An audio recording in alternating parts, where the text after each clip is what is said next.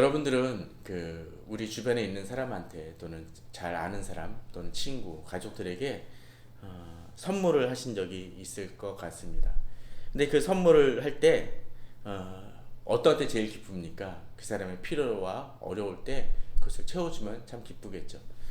그런데 그 사람에게 정말 필요할 것 같아서 좋은 선물을 딱 준비를 하고 정말 없는 돈에 그것을 준비해가지고 딱 줬는데 그 사람이 그 돈을 함부로 쓴다라면 우리는 무척 기분이 안 좋을 것입니다. 또 줬는데 그 받는 것이 마치 당연한 것을 받은 것이냐 그런 태도를 취한다면 어떨까요? 역시 기분이 별로 좋지는 않을 것입니다. 선물은 글자 그대로 그냥 뇌물하고 달리 그 사람을 위해서 배려하고 주는 것이지만 그 주는 것만이 아니라 받는 태도가 어떠하냐라는 것들도 중요할 것 같습니다. 특별히 이런 명절 기간에 이렇게 선물을 주시는 분들이 종종 있지 않습니까? 그럴 때 그 선물을 어떻게 받느냐는 참 중요할 것 같습니다. 또 선물하러 갈 때도 그 사람에게 필요한 것이 무엇인지를 생각하고 주는 것이 참 필요할 것 같아요. 예전에 직장 다닐 때 아주 오래전 일인데 그 원두커피 알갱이를 받은 적이 있습니다. 그래도 다행히 분쇄된 거긴 했는데 문제는 원두커피를 먹을 그런 준비가 하나도 안 돼 있었고 그 당시엔 뭐 이 커피 필터라든가 그런 게 별로 없었던 당시였기 때문에 그것을 어떻게 먹어야 되나 참 고민이 많았습니다. 그래서 어떤 때는 한번 시도해 본다고 크리넥스를 했다가 아주 크리넥스 향이 그 배연 커피를 한번 먹게 되고 뭔가 걸쭉한 느낌이 들어서 결국은 제대로 먹지 못했던 적이 있습니다. 아무리 어느 사람이 이렇게 좋은 것을 준다 할지라도 그 사람이 그것을 받을 수 없는 환경이라면 그것도 참 문제일 것입니다. 그런데 여러 가지로 그것이 그냥 한 번에 그치는 것이 아니라 계속적으로 주기적으로 필요할 때마다 그것을 어느 사람이 공급해 준다라면 근데 그것이 너무나 반복되어진다라면 그것을 감사를 잊는 사람들도 있곤 합니다. 그럴 때 주더라도 불편하고 또 마치 그 받는 사람이 자기가 받는 것이 당연한 것이냐 행동을 한다라면 줘도 결국은 나중에는 주기 싫은 마음이 있을 것입니다. 이렇게 명절 때 우리는 주는 것, 받는 것에 대한 그 훈련도 필요할 것이고 태도도 필요할 것입니다. 특별히 오늘 본문 속에서는 이제 이스라엘 백성들이 만나를 받게 되는 과정이 등장을 합니다. 이 만나를 이스라엘 백성들이 얼마나 받았습니까? 광야 생활을 하는 동안 내내 받았습니다. 40년 동안 그것을 받았다는 얘기는 정말로 대단한 것이죠. 광야에서 특별히 이렇게 군대도 아니고 온 백성, 온 가족들, 약한 분들, 어떤 때 병자도 있을 것이고 그런 온 무리가 지나가는 속에서 무언가 정기적으로 정말 그 때에 맞춰 그것이 제공되어지는 것은 정말로 놀라운 일이고 은혜입니다. 그러나 그것을 감사로 여기지 않는다면 그것은 정말 이스라엘 백성들에게 비극일 것이고 결국 그러한 비극들이 결국 그러한 잘못들이 가나안 땅에서도 반복되어져 그들이 결국 실패하게 된 이유가 원인이 될 것입니다. 이스라엘 백성들만 탓할 것이 아니라 우리 자신도 오늘 본문을 통해서 좀 돌아보았으면 합니다. 먼저 1절입니다.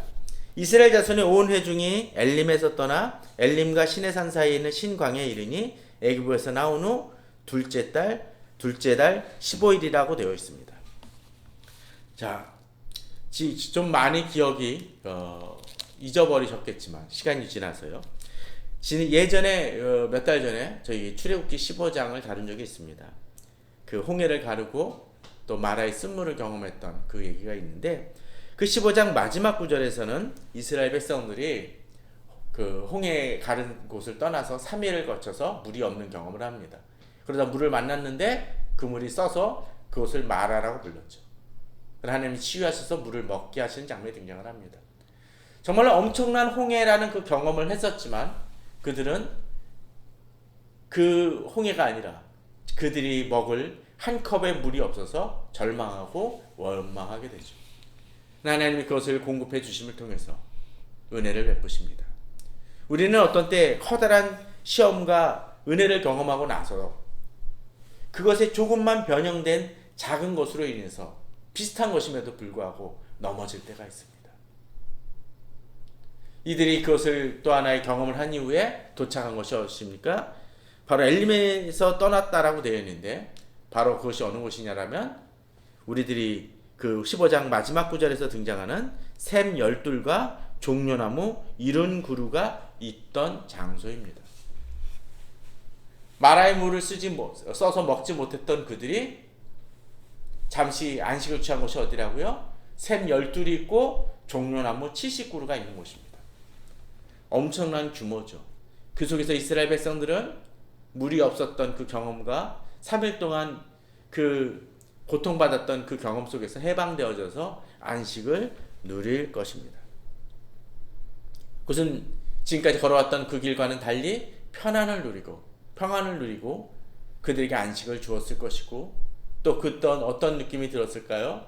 아마도 그냥 거기에 주저앉아서 살고 싶은 마음도 들었을지 모릅니다. 그러나 그곳에 안주하게 되면 어떻게 됩니까? 가나안 땅에 갈 수 없게 됩니다. 그들이 가나안 땅에 가기 위해서는 어떻게 해야 됩니까? 그곳을 떠나야만 됩니다.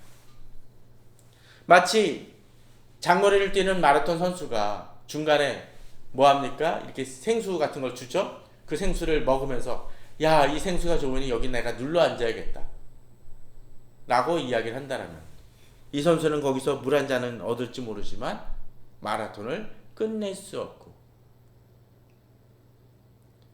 그 도착점에 가지 못함을 통해서 결국은 그가 이룰 수 있는 것은 아무것도 없을 것입니다. 어떤 때는 우리가 목적지를 향해 달려가기 위해서 더 큰 축복과 그 영광을 누리기 위해서는 우리가 안주했던 곳에서 벗어날 필요가 있습니다. 그러나 우리는 조금의 안식과 평안만 주더라도 그저 여기서 머물기를 원할 때가 많이 있곤 합니다. 베드로가 변화산에서 그랬듯이 우리도 그냥 그 자리에 머물러 있기를 원하곤 합니다.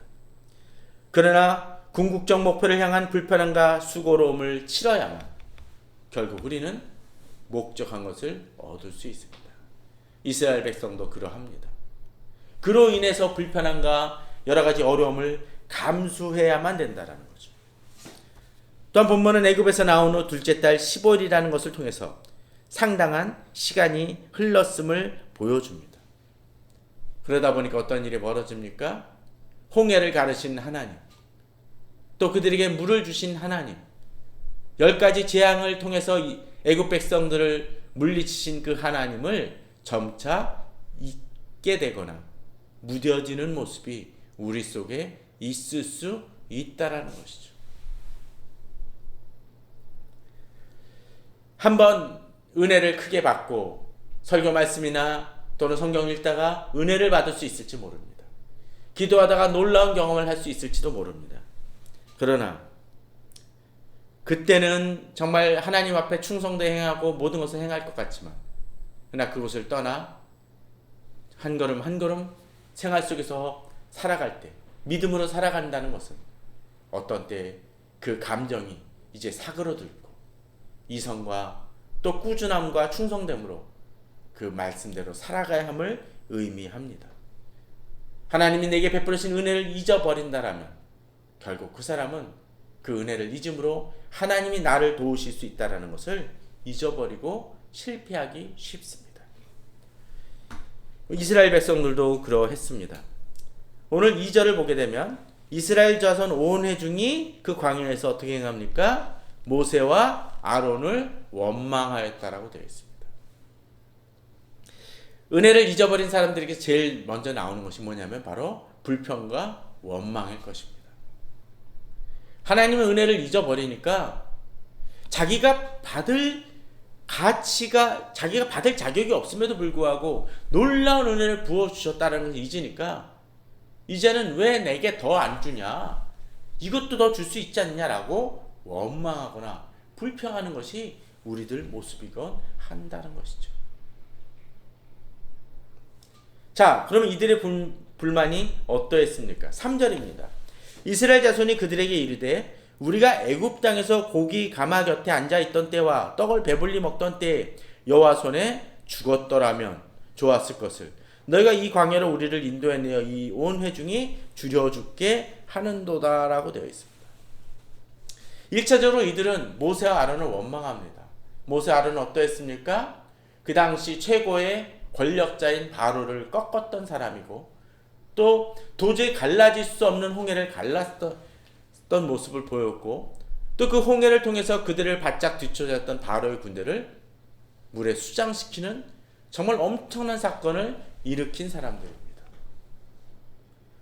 또 애굽 땅에서 고통받았던 그들을 건져냈던 모세와 아론의 그 은혜를 잊어버리고 분노하고 있죠.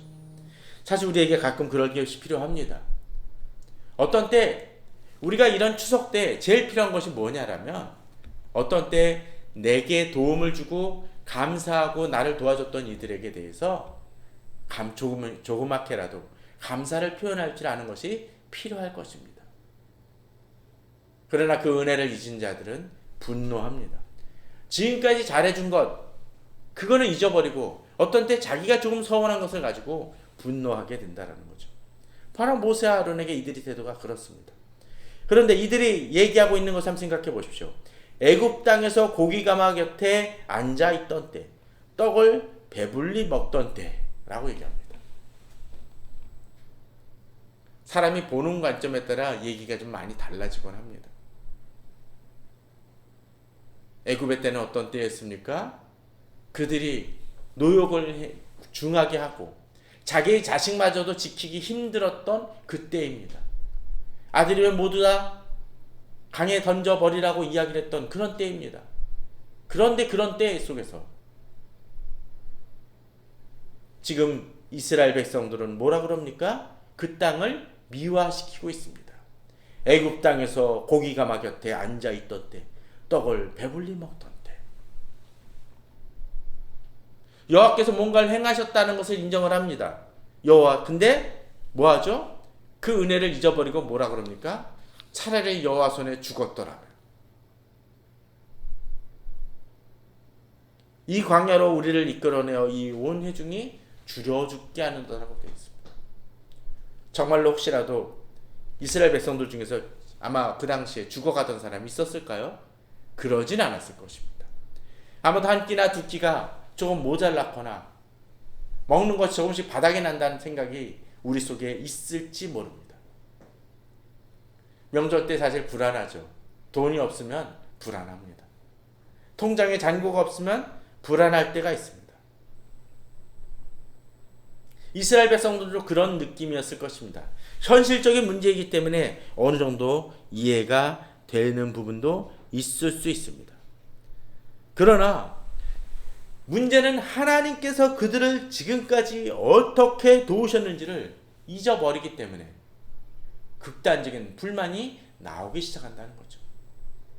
저는 미래를 대비하지 말라거나 또는 어떤 사람이 나를 돕던 사람이 나에게 아주 악한 일을 행했었을 때 분노하지 말라는 얘기를 드리는 것이 아닙니다. 그것이 아니라 지금까지 그 사람이나 또는 나의 영적 지도자나 교회에서 내게 어떻게 해줬는지를 생각을 하고 그리고 정말로 잘못된 부분이 있으면 고쳐나가야겠지만 그런 속에서도 그들을 신뢰하고 믿음으로 나아가는 것이 공동체의 서로 간의 모습일 것입니다. 특별히 하나님과의 관계에서 그래야 될 것입니다.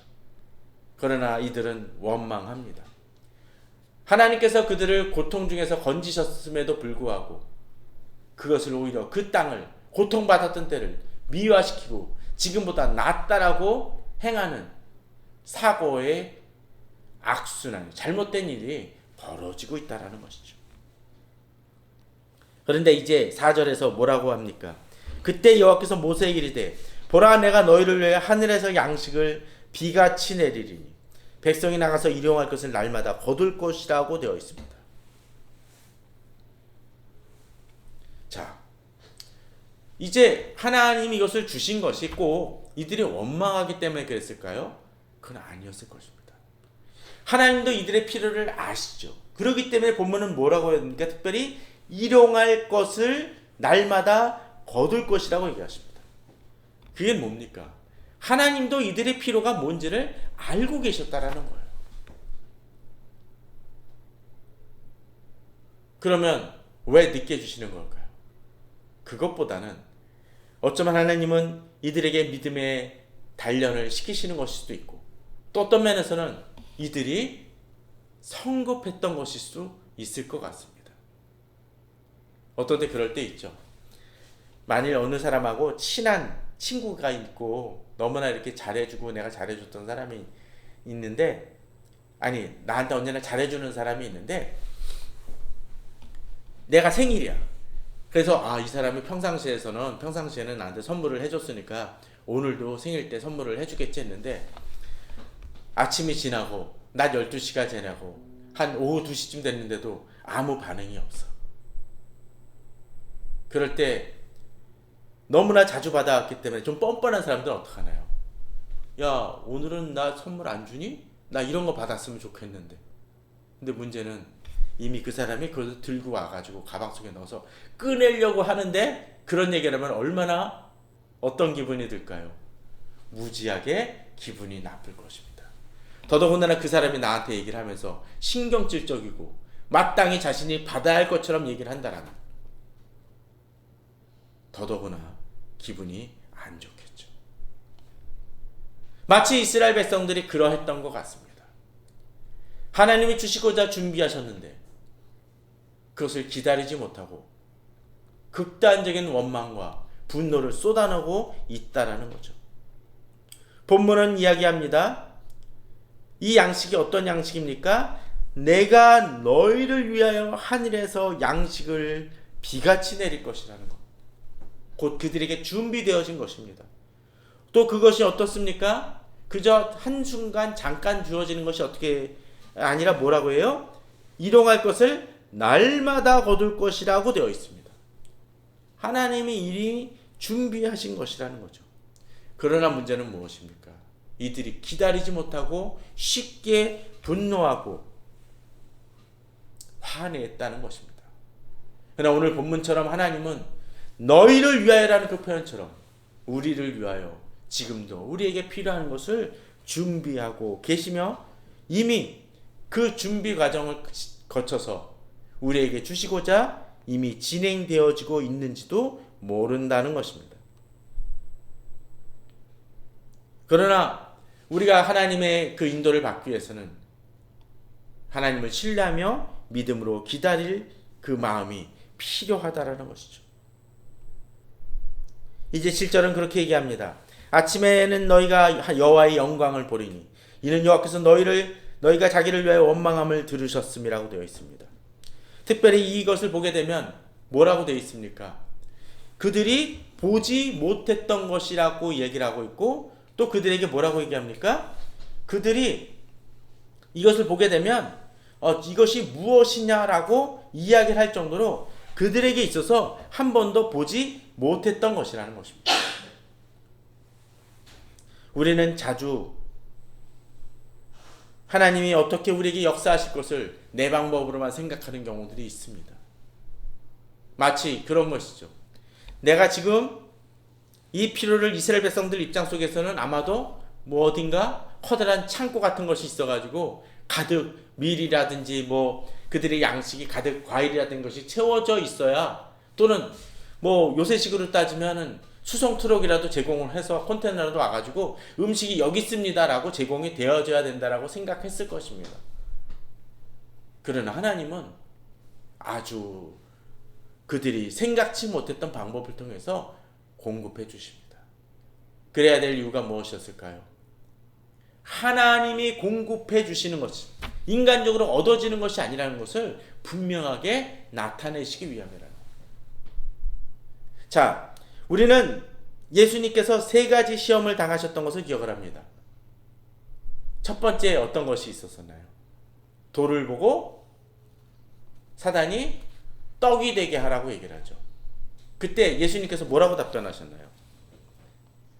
사람이 떡으로만 살 것이 아니요 하나님의 입에서 나오는 말씀으로 살 것이라고 얘기합니다. 그런데 엄밀하게 얘기하면 사실 그 입에서 나오는 그 말씀이란 얘기는 그저 그냥 성경 말씀을 읽는다는 의미는 아닙니다. 바로 여기 모세 오경에서 인용된 말씀입니다. 바로 이 상황을 얘기합니다. 하나님의 말씀으로 된다는 건 뭡니까? 이 광야에서 하나님이 말씀하셔서 만나가 내려오게 됐다는 것을 얘기합니다. 꼭 그것을 얘기한다면 무엇입니까? 1차적으로 예수님은 말씀에 대한 강조이기도 하지만 또 두 번째적으로는 사람이 그냥 돌이 떡이 되는 그런 무리수를 넣어서 그냥 먹는 것만이 아니라 하나님의 역사를 통해서 우리가 먹고 사는 문제가 달려있음을 보여준다는 것입니다. 이 본문상에서 그럼 과연 무엇입니까? 하나님은 이스라엘 백성들이 하나님이 공급하심으로 살아갈 수 있는 존재라는 것을 이 광야를 통해서 보여주셨다는 거죠. 특별히 만나 사건을 통해서. 자, 이들이 원망했으니까 받았습니까? 안 받았습니까? 원망해도 받았습니다. 그런데 7절을 보십시오. 아침에는 너희가 여호와의 영광을 본다라고 되어 있죠? 그죠? 만나와 메추라를 통해서 그것을 보게 됩니다. 만나를 통해서 보게 돼요. 그들이 생전 보지 못했던 것을 보게 됩니다. 그런데 문제는 그것입니다. 7절 후반에 여호와께서 너희가 자기를 향하여 원망함을 들으셨습니다. 우리가 누구이기에 너희가 우리에게 대하여 원망하느냐라고 되어 있습니다. 또 8절에서 후반에 보면 우리가 누구냐 너희 원망은 우리를 향함이 아니요 여호와를 향하여 함이라고 되어 있습니다. 그들이 받긴 받았는데 뭐 때문에 받습니까? 원망해서 받는 것입니다. 그런 하나님을 기다리는 사람들은 그 기다림을 통해서 하나님이 내게 역사하시는구나 라는 것들을 통해서 하나님의 마음을 기쁘게 하면서 받을 수 있습니다. 우리들은 어떤 모습입니까? 하나님을 기다리고 하나님께서 내게 역사하실 것을 믿고 믿음으로 받는 사람들입니까? 아니면 원망함으로 받는 사람들입니까? 우리가 힘들 때 어떤 때는 하나님 앞에서 절망과 낙담과 어떤 때는 투정하는 얘기를 할 수가 있습니다. 그러나 시편에서 그런 어떤 때 투정이나 절망이나 원망 같은 것조차도 하나님이 내게 역사하시는 분이라는 것을 언제나 잊지 않습니다. 우린 그런 경험을 좀 할 수 있어야 될 것입니다. 지금 내게 하나님께 기도할 때 우리는 어떤 방법으로 응답받을 수 있습니까? 10절에 보면 아론이 이스라엘 자손 온 회중에게 말하며 그들이 광야를 바라보니 여호와의 영광이 구름 속에 나타나더라 라고 되어 있습니다. 전 이것을 보면서 그런 생각을 해봅니다. 그런 경험 하신 분이 있습니까? 만일 내가 그 직장에서 상관이 있는데 그 상관이 없다고 생각을 해서 그 상관은 맨날 이러냐면서 맨날 불평하고 뒷담화 같은 얘기만 했다고 쳐봅시다. 한참 얘기하는데 상관이 옆에 서 있어. 그 상관이 내게 뭐라고 얘기는 안 하는데 그 상관이 내게 대해서 좋은 감정을 가질 수 있겠습니까? 없을 것입니다. 근데 그 상관이 남들 보기에는 이 사람한테 참 잘해줬어. 잘해주는데 한 가지 자기한테 섭섭하게 하거나 자기 마음에 안 든다고 해가지고 이렇게 많이 불평을 한 것이라면 더더구나 그럴 것입니다. 그런데 이 직원이 이 상관에 대해서 언제나 감사하는 마음과 그런 느낌을 가져서 이 상관한테 그 상관 너무 좋아. 어떤 때 이 부분에 대해서도 뭔가 이유가 있을 거야 라고 이야기를 하면서 했는데 그 상관이 나타난다면 이 사람은 그 상관과도 더 깊은 관계로 나아갈 것입니다. 자, 이스라엘 백성들이 그렇게 원망하다가 이제 만나를 받긴 하는데 이제 여호와께서 영광 중에 나타나십니다.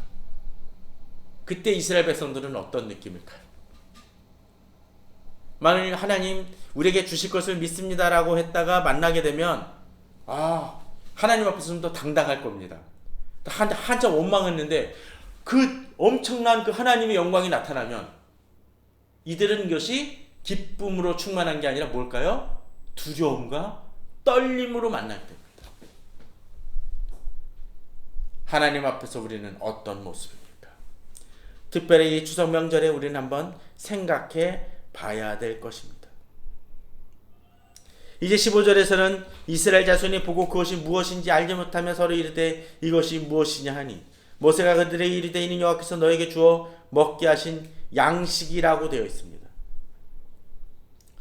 그들이 한 번도 보지 못했던 것들로 하나님이 제공해 주심을 통해서 이스라엘 백성들이 하나님의 공급하심으로 광야 생활을 했다라는 것을 아주 명확히 보여주시고 계심을 본문은 보여주고 있다라는 거죠.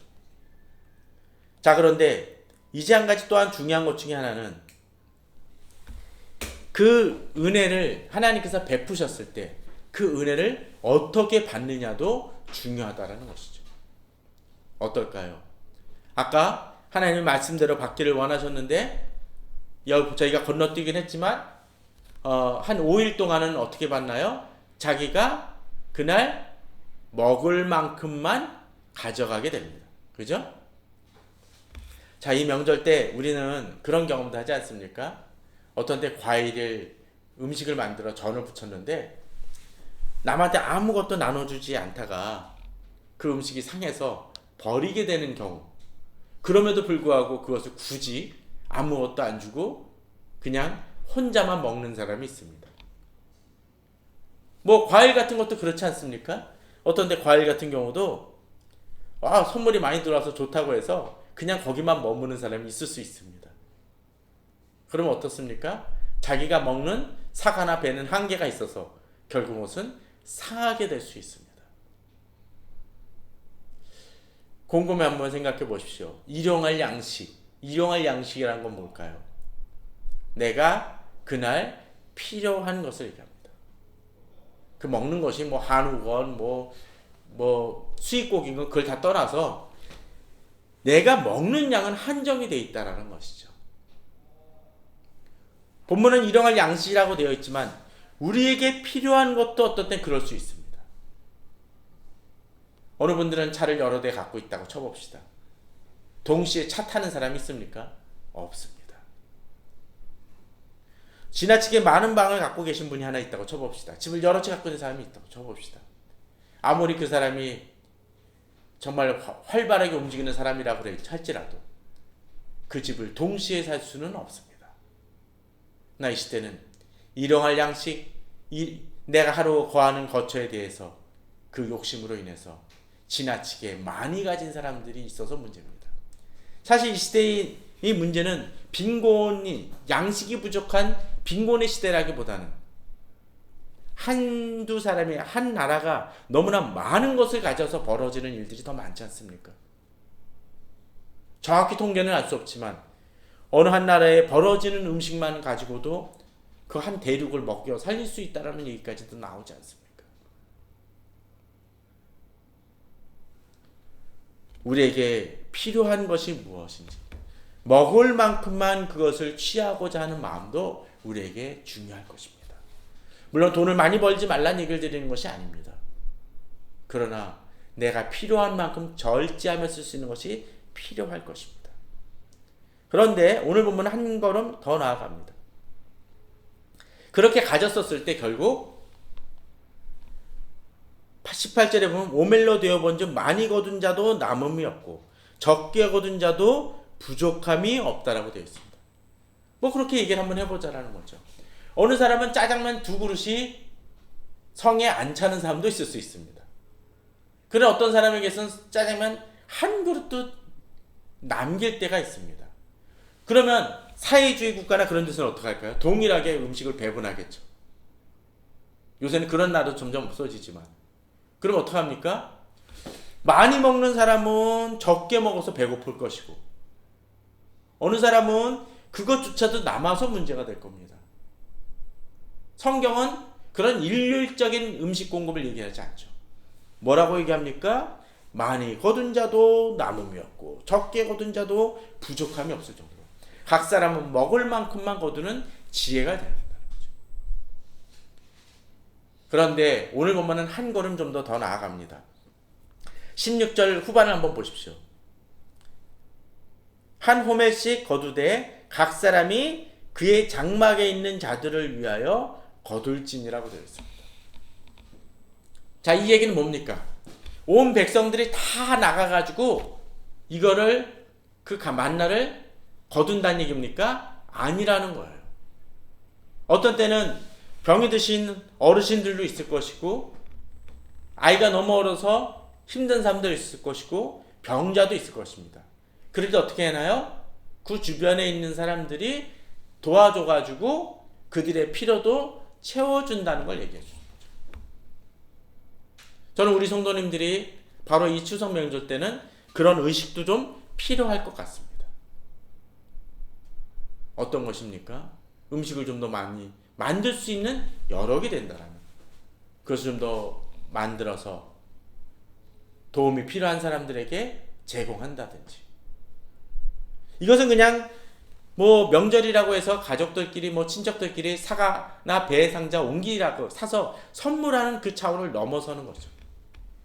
그들의 일용할 양식을 돌아보고자 하는 의식들이 필요하다라는 것입니다. 이번에 그러진 못했지만 그런 생각도 했었습니다. 최근에 이렇게 코로나가 확진이 나서 자가격리 들어갈 뻔했던 아는 분이 있습니다. 그분이 제게 너무나 잘해줬던 것이 있기 때문에 자가격리가 되면 전이라도 몇 개 붙여서 갖다 드려야 되는 것 아닌가라는 생각이 딱 가지기도 했었는데, 그분이 다행히도 자가격리가 아니라 수동 뭐 감시장가 그렇게 돼가지고 그래도 출입은 자유롭게 돼가지고 굳이 그렇게 할 필요까지는 없겠다 싶어서 접었긴 했지만, 제 자신도 주변에 혹시나 도움이 필요한 사람들이 있는지를 돌아보는 것이 필요하다는 생각을 좀 해봅니다.